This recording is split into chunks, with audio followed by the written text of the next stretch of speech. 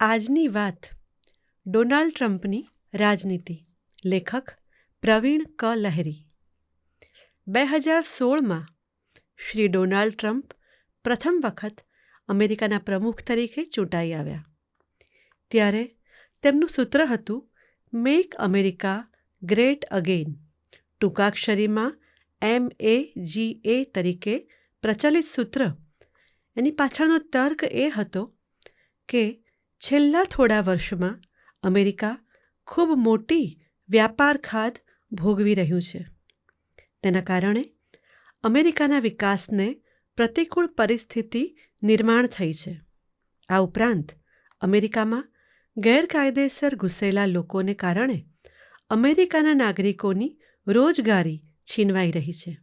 વળી ચીન, Korea, Bharat, Brazil જેવા દેશો અદ્યતન આંતરમાળખાકીય સુવિધાઓનું નિર્માણ કરી રહ્યા છે. ત્યારે અમેરિકાનું વર્ષો પહેલાં વિકસેલું માળખું જરી પુરાણું થઈ રહ્યું છે. વ્યાપાર ખાધના મુદ્દે ચીન સામે અને ગેરકાયદેસર ઘૂસણખોરી માટે મેક્સિકો સામે કાર્યવાહી કરવી જોઈએ તેવો ડોનાલ્ડ ટ્રમ્પનો મત હતો. તેમણે પ્રથમ ટર્મમાં સત્તા ગ્રહણ કર્યા બાદ અમેરિકી અને મેક્સિકન સરહદે દિવાલ બાંધીને ગેરકાયદેસર રીતે પ્રવેશતા લોકોને રોકવા માટે અસરકારક કામગીરી કરી હતી. ચીન સાથે મંત્રણા દ્વારા તેમણે ચીનમાં વધારે અમેરિકી માલ આયાત થાય તે માટે પ્રયત્નો કર્યા હતા. તેમની પ્રથમ ટર્મમાં આપણા વડાપ્રધાનની અમેરિકાની મુલાકાતો ખૂબ સફળ રહી હતી.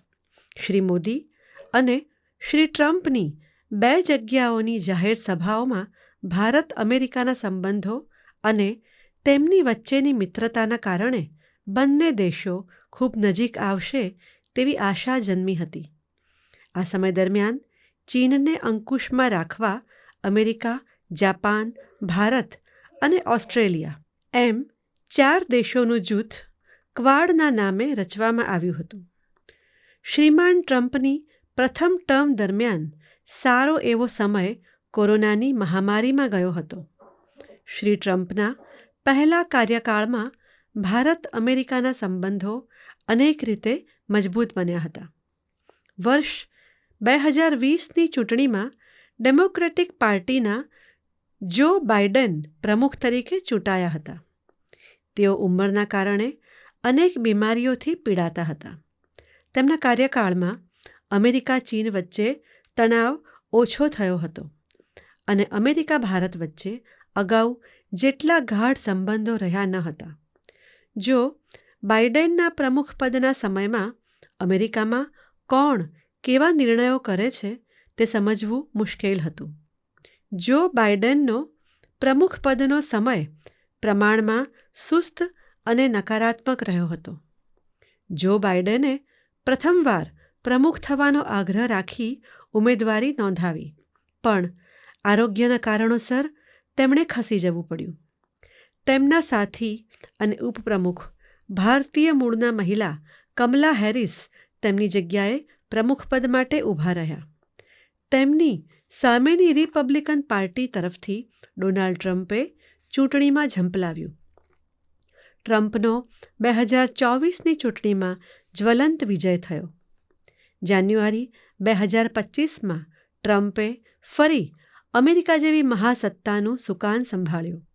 હવે મેક અમેરિકા ગ્રેટ અગેનનો વિચાર થોડા મુદ્દાઓ પરત્વે મર્યાદિત ન રહેતા તેમાં અનેક મુદ્દાઓ ઉમેરાયા.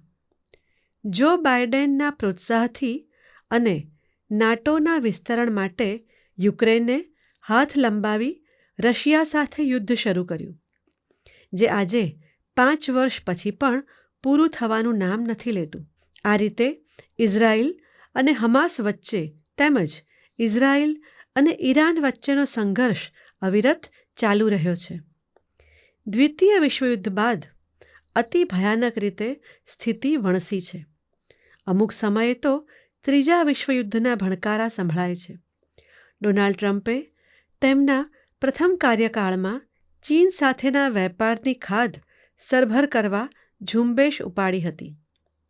મેક્સિકોમાંથી આવતા ગેરકાયદેસર રીતે પ્રવેશતા લોકોને રોકવા માટે અમેરિકા અને મેક્સિકો વચ્ચે દિવાલ બંધાવી હતી. ટ્રમ્પની પ્રથમ ટર્મ દરમિયાન લેવાયેલા મોટાભાગના નિર્ણયો આંતરરાષ્ટ્રીય ધારાધોરણોને ધ્યાનમાં રાખીને લેવાતા હતા. ડોનાલ્ડ ટ્રમ્પની બીજી ટર્મની શરૂઆતના પ્રથમ દિવસે જ શ્રેણીબદ્ધ કારોબારી હુકમો દ્વારા જો બાઇડેને લીધેલા અનેક નિર્ણયો રદ કરવા માટે અને વિદેશી નાગરિકોના ગેરકાયદેસર પ્રવેશને રોકવા અને ઘૂસણખોરોને તેમના દેશમાં પરત મોકલવા માટે લેવામાં આવ્યા હતા. ટ્રમ્પે 20 જાન્યુઆરી 2025ના રોજ કાર્યભાર સંભાળ્યો તે પહેલાં જ તેમણે કેનેડાને અમેરિકાનું 51મું રાજ્ય ગણાવી તેના વડા જસ્ટિન ટ્રુડોને કેનેડાના ગવર્નર તરીકે સંબોધીને એક નવો મુદ્દો ઉપસ્થિત કર્યો હતો. આ ઉપરાંત યુક્રેનમાં રહેલી દુર્લભ પ્રકારની ધાતુઓ ખોદી કાઢવા અમેરિકાની કંપનીઓને લીઝ આપવા કરાર કર્યો હતો. ત્યારબાદ અમેરિકામાં મોટા પાયે ડ્રગ્સ ઘુસાડનારા તરીકે વેનેઝુએલા દેશ અને તેના પ્રમુખ માદુરોને જવાબદાર ગણાવ્યા હતા.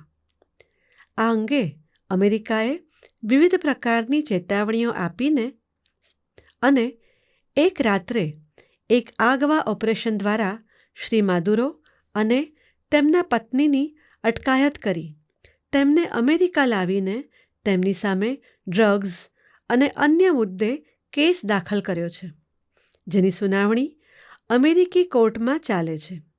વેનેઝુએલા બાદ ટ્રમ્પે ગ્રીનલેન્ડ નામનો પ્રદેશ અમેરિકામાં ભેળવી દેવાનો મનસૂબો જાહેર કર્યો હતો.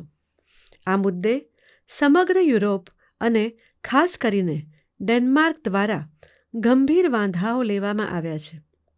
ડોનાલ્ડ ટ્રમ્પનું કહેવું છે કે નવી મહાસત્તા તરીકે ઉભરી રહેલું ચીન કેનેડા અને ગ્રીનલેન્ડને ગળી જવા માટે તૈયારી કરી રહ્યું છે. ત્યારે સૌથી સલામત રસ્તો એ છે કે આ બંને દેશોએ અમેરિકામાં ભળી જવું. ડોનાલ્ડ ટ્રમ્પની આ દરખાસ્ત સામે કેનેડા અને ગ્રીનલેન્ડમાં વિરોધના સૂર ઉઠ્યા છે. શ્રી ડોનાલ્ડ ટ્રમ્પે પ્રથમ ટર્મમાં પર્યાવરણ માટેની સંસ્થામાંથી અમેરિકાનું સભ્યપદ પાછું ખેંચી લીધું હતું. બીજી ટર્મમાં તેમણે યુનાઇટેડ નેશન્સ સ્થાપિત તમામ એજન્સીઓના સભ્યપદેથી અમેરિકાને હટાવી લેતા એક ગંભીર પરિસ્થિતિનું નિર્માણ થયું છે. અમેરિકા જેવી મહાસત્તા આંતરરાષ્ટ્રીય સંસ્થાઓમાંથી સાગમટે રાજીનામા આપે ત્યારે આ સંસ્થાના સંચાલન માટે જ નહીં પણ અસ્તિત્વ માટે પણ જોખમ સર્જાય છે. હમાસના અંકુશ હેઠળના ગાઝા પ્રદેશને ઇઝરાયેલ દ્વારા થયેલા હુમલામાં અતિ ભારે નુકસાન થયું છે. આ વિસ્તારના પુનઃસ્થાપન અને વિકાસ માટે ટ્રમ્પે બોર્ડ ઓફ પીસની સ્થાપના કરી અમુક દેશોને તેમાં જોડાવા માટે આમંત્રણ આપેલ છે. આમાં સભ્યપદ માટે ₹9,000 કરોડ જેવી ફી હોવાથી અનેક નાના દેશો માટે તેમાં જોડાવાનું શક્ય નહીં બને.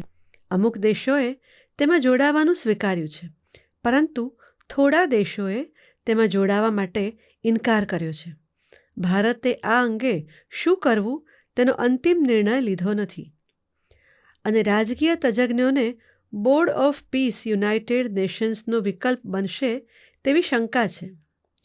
ડોનાલ્ડ ટ્રમ્પે નાટો દેશોના સાથી રાષ્ટ્રોને પ્રથમ ટર્મમાં ચેતવણી આપી હતી કે તેમની સુરક્ષાના ખર્ચનો બોજો કાયમી રીતે અમેરિકા પર નાખી શકાશે નહીં. ટ્રમ્પે બીજી ટર્મમાં જે રીતે કેનેડા અને ગ્રીનલેન્ડને યુનાઇટેડ સ્ટેટ્સ ઓફ અમેરિકામાં સમાવવાની દરખાસ્ત કરી તેનાથી નાટોના સાથી રાષ્ટ્રો ખૂબ ચિંતિત છે. ડોનાલ્ડ ટ્રમ્પે બીજી ટર્મ દરમિયાન જે દેશો અમેરિકાની રાજનીતિને અનુસરવાનો ઇનકાર કરે તે દેશોમાંથી આયાત થતા માલ સામાન પર 25%થી 500% ડ્યુટી નાખવાનો સંદેશ આપ્યો છે.